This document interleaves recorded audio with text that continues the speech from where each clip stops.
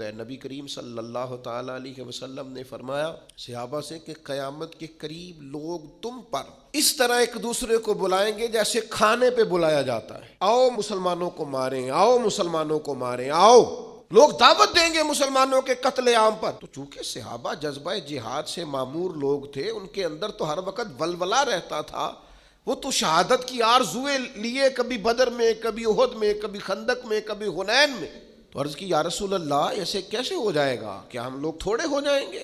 مسلمان محدود ہوں گے؟ فرمایا تم تو بڑی تعداد میں ہوگے، مسلمانوں کی کثرت ہوگی۔ تو یا رسول اللہ پھر کافر ہم پر کیسے لوگوں کو بلائیں گے؟ تو فرمایا تمہیں وہن ہو جائے گا، کمزوری آ جائے گی۔ یا رسول اللہ وہ کیسے آتی ہے؟ فرمایا جب دنیا سے پیار ہو جائے اور موت کو بندہ ناپسند کرنے لگے، اسے موت سے کراہت آئے، وہ ڈرے کہیں مر نہ جاؤں، کہیں موت نہ آ جائے۔ جو ڈر ڈر کر مریں گے مر وہ بھی جائیں گے، اور جو مولا علی شیر خدا کی طرح میدان میں تلوار لگنے پر کہیں گے شہادت کے وقت کہ فزت برب الکعبہ، لو بھی کعبے کے رب کی قسم علی کامیاب ہو گیا ہے۔ تو زندگی تو ان کی بھی بیت گئی، لیکن کچھ ایسے لوگ ہوتے ہیں، حضرت علی فرمایا کرتے تھے علی نہیں گھبراتا، علی موت پہ جا گرے یا موت علی پہ آ گرے، یہ بس یہ آنی تو ہے، یہ گھر میں بھی آئے گی، بستر پہ بھی آئے گی، ہاسپٹل میں بھی آئے گی۔ تو کیا شان ہے کہ حسین ابن علی کا سر کٹ بھی گیا ہے پھر بھی سب سے اونچا ہی نظر آتا ہے۔